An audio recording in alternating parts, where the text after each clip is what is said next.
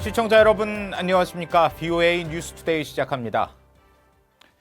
미국과 북한이 이번 주말 실무 협상을 재개할 예정인 가운데 미국 내 전문가들은 비핵화 로드맵과 이행 방안이 합의돼야 한다고 지적했습니다.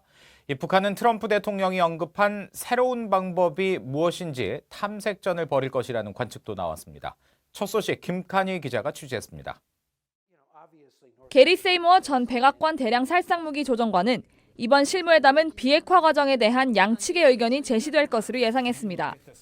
북한은 하노이 정상회담 합의 결렬로 이어진 영변 핵시설 폐기를 다시 협상 테이블에 올릴 것이고 미국은 기존의 일괄 타결식 비핵화 방식에서 선회해 단계적 비핵화 방식 등 비핵화 로드맵에 대한 합의를 하자고 북한을 압박할 것으로 전망했습니다.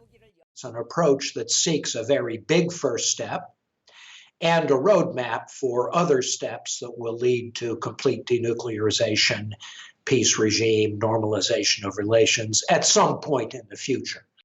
조셉 디트라니 전 육자회담 차석 대표도 미국 양측의 비핵화 로드맵 합의가 중요하다고 강조했습니다.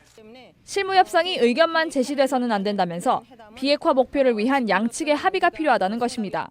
There needs to be total agreement on what the end objective is and a roadmap to get to that end objective and then working level meetings to unpack each of those elements.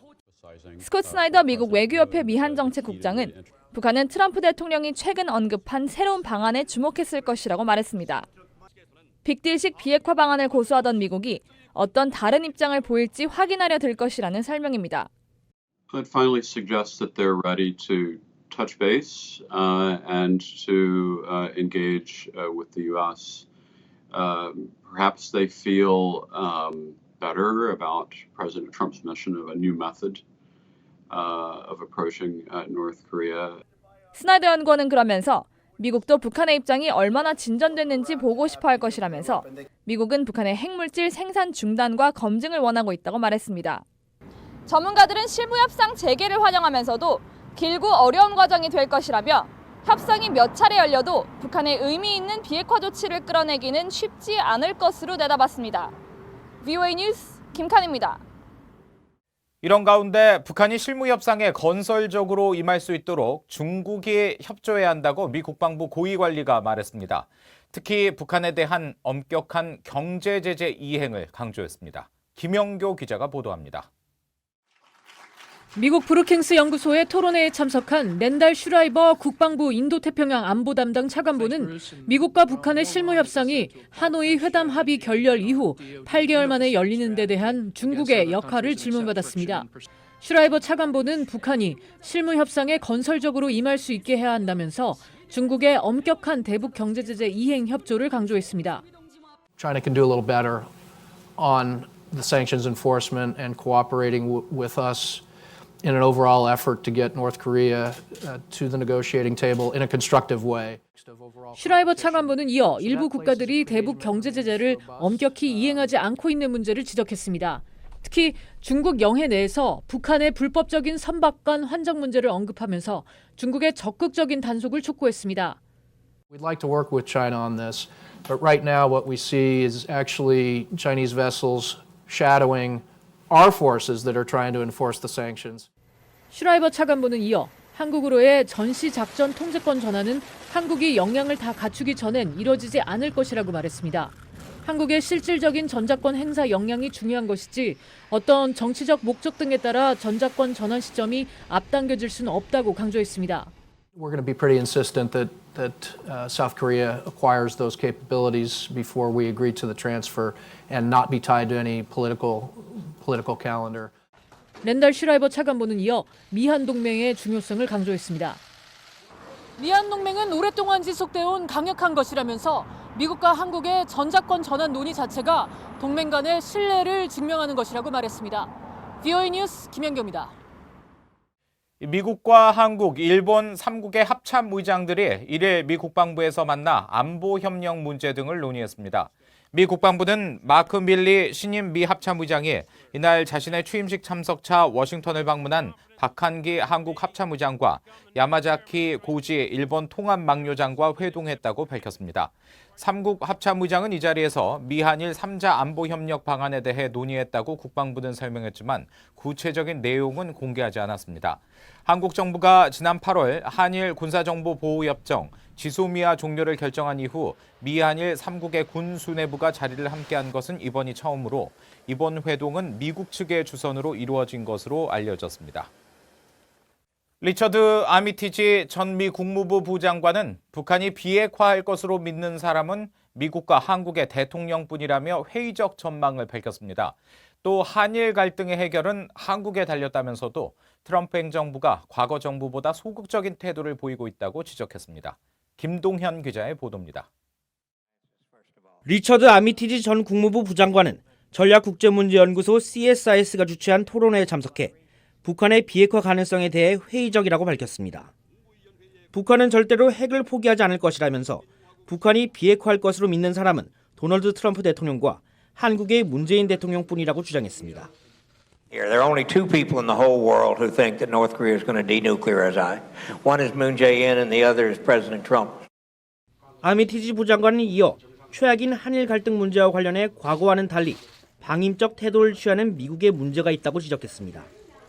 The transactional nature of Mr. Trump's comments on Japan and in Korea have led to some doubts about the staying power and the willingness of the United States to stay.